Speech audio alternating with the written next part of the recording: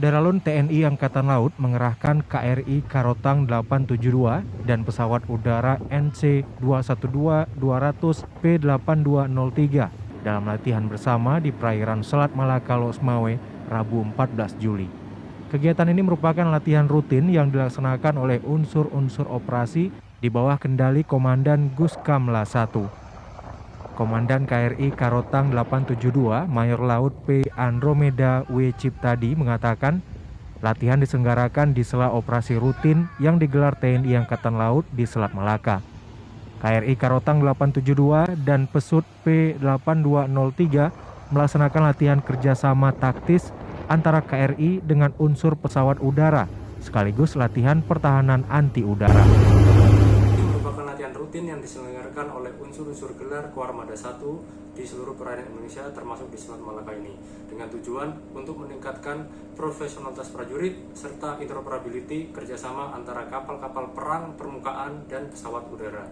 Selain itu, dengan adanya latihan ini sekaligus menunjukkan komitmen TNI Angkatan Laut dalam menjaga setiap jengkal perairan Indonesia termasuk di Selat Malaka ini.